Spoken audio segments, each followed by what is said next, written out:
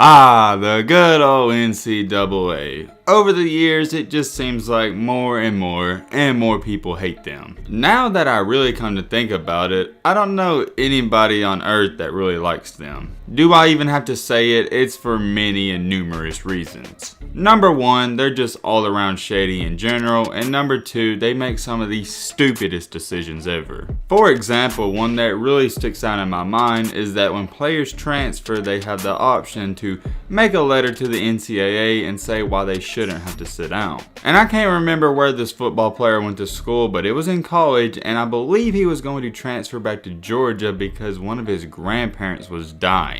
I don't know exactly how it went, and I'm not going to look it up, but you get the point. And when he put in his letter to the NCAA and asked for eligibility to play, they denied him. But then, on the other hand, they will clear players to transfer, whether it's for basketball, football, or baseball, with no legit reason. Like I said, there's so many examples, but that's just one that really sticks out to me. We're not going to talk about the football or baseball side because we're a basketball channel, so we're going to focus on that side. And most recently, even this year, another great example was the Sharife Cooper situation. They were not allowing Sharife to play because they thought he got paid or something, somehow to go to Auburn. It's still unclear as to why they were holding out. There's some reasons, but not a main legit one. They went almost half the year without making a decision on him until finally they said he could play. Which ultimately is stupid because you know whether you're gonna let him play or not, so why hold him out? We're not gonna get into all that because I've made a couple videos talking about that. We're gonna focus on something else. So, as we all know, the best time of the year is approaching us,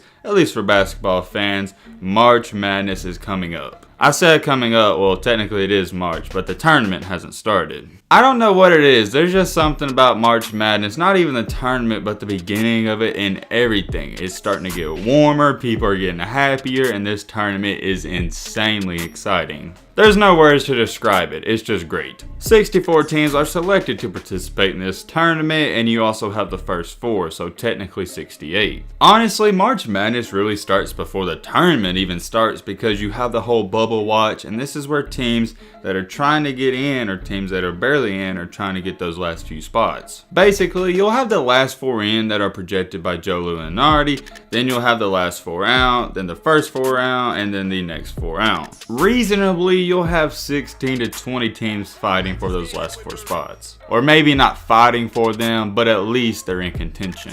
Even though Mr. Lunardi is good at projecting this, he's not always right. And what I'm about to tell you is the main point of this video, and it's what the NCAA does not want to tell you or for you to even know about. Before I get into it, let me give you another example. If I came up to you right now and said, hey, would you rather have tickets to watch Kentucky and Duke play, or would you rather have tickets to watch St. Louis and Liberty play, who would you pick? Exactly, you'd take the tickets for a Kentucky game or a Duke game. There's no way anyone would pick watching St. Louis or Liberty play. And those are just brief examples. It could have been any no-name team. It could have been Drake or another small school like that. I already know there's going to be that one person saying, oh, I'd rather watch Drake and Xavier play, but come on now, you're just lying. We can all agree that about 98% of us would watch Kentucky or Duke play over any of those small schools. I know. You're sitting there right now like, Matt, why are you telling me this? What's the point? Well, that right there and you answering that question is the point exactly, and it's what goes into the NCAA when they're debating this bubble situation and the teams they're going to pick to get into this tournament. Of course, they're going to get the seeding somewhat right, and they're trying to get the best 64 or 68 teams,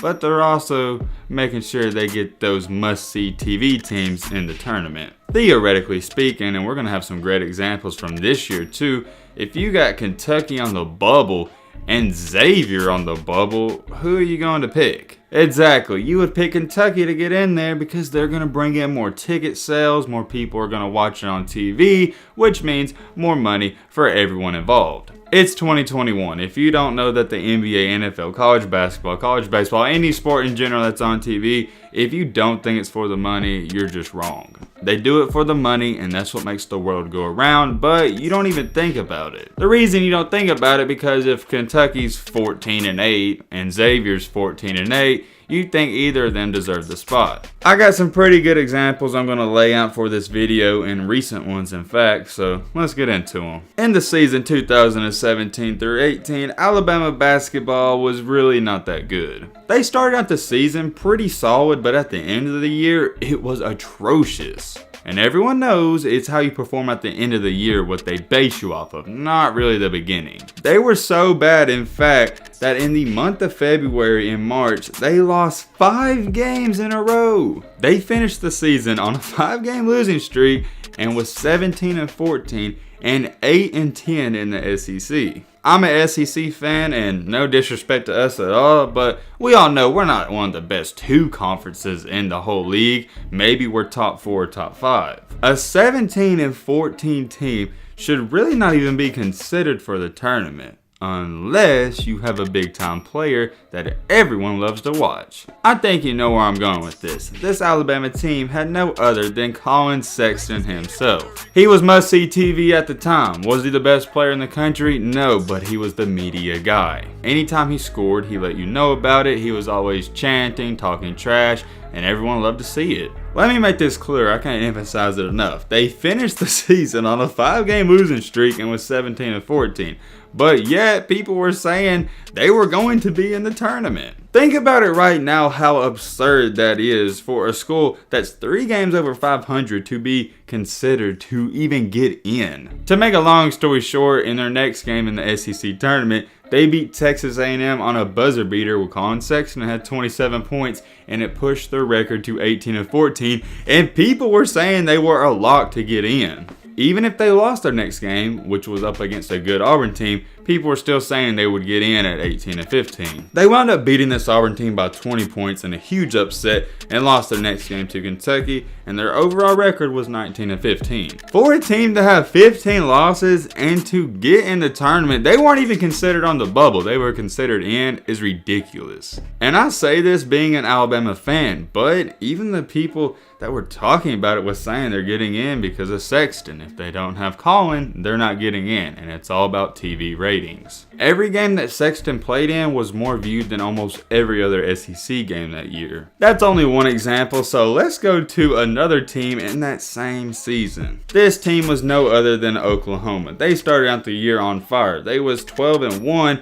but then it just got bad. People were starting to catch on that if you stop Trae Young, that this team isn't that good. Very similar to Alabama, they not only went on a 5-game losing streak, they went on a 6-game losing streak in the month of February. Ultimately, they lost their last 8 out of 10 games, finished the season 18-13 and 8-10 in their conference, kinda similar to Bama. But somehow, in some way or another, they got in the tournament. And you wanna know why? It's because they had Trae Young. The dude was averaging 30 points per game and 10 assists. When it was announced that they were getting in the tournament, people couldn't believe it, but people could believe it at the same time. If you watched this team play and you took away Trae Young, they just wasn't good. So right there you have 2 examples of one team having 15 losses and a 5-game losing streak going into March Madness, and then another example of a team having 13 losses and riding a 6-game losing streak. What do these teams have in common though? They're not good, but they have must-see TV players at the point guard position in Trae Young and Collin Sexton. We all know how it turned out for Collin Sexton and Trae Young in the long run. They're in the NBA and they're thriving. With all that being said, I got 2 more examples, so let's flash forward in time to the current year. Duke basketball is having a flat-out terrible year, not only for their standards, but basketball teams in general. Right now, as I speak, they are sitting at 11-11 and just took a butt whooping from UNC for the 2nd straight time. Here's the crazy part about that. Duke is sitting at 11-11, but going into that North Carolina game, sitting at 11-10, 9-8 in the conference, people were saying if they could somehow beat North Carolina, that they'd probably get in this tournament. So that means you'd have a 12-10 basketball team getting in the tournament, which is unheard of. That's only 2 games above 500. But there we go again. Big time school equals you're probably going to get in over another smaller school. And why is the reason for that? Even though Duke's not playing good, they're must-see TV. People love to see the great programs lose, so people are tuning into the games. Even though they're riding a 3-game losing streak and sitting at 11-11, if they win 3 games in that ACC tournament, they're going to be talked about getting in. I can guarantee that. With that being said, let's talk about their rival themselves, North Carolina. North Carolina's getting in this tournament. They've done enough. But before they've even done enough, people were saying they'd probably get in, even with a not so good record. North Carolina has apparently been on the bubble the entire season up until this last point. And after the loss to Virginia, where their record was now 12-7, that's when the talk really started to get up. It looks like they're getting in no matter what, but all I'm saying is, if North Carolina would have been on the bubble and Duke on the bubble, they're getting in, trust me. And I'm just here to tell you, Duke's probably not getting in this tournament because they're not that great of a team, and this is going to be bad for the ratings in the NCAA tournament too. The main point of this video, if you haven't already picked it up, is the fact that when they're projecting or picking these teams for the March Madness, they're picking the big time players and the big time schools. And I get it. Honestly, I don't have a problem with it because I'd rather watch Trae Young than some no-name school and no-name point guard. He was exciting to watch. And honestly, even though Kentucky's like 8-16 right now, I want to see them in the tournament because it's fun to watch them lose. The ratings aren't going to be down by any means, especially with March Madness not happening last year. But for those games, they're not going to be as high because those teams aren't in them. People try to really overcomplicate things, but it's much more simple than you think. If there's a Power 5 school in the bubble watch right now, and there's a non-Power 5 school in the bubble watch, they're going to give the nod to the Power 5 school. I haven't really checked the bubble in the past couple of weeks, but I think Ole Miss is on it right now in St. Louis.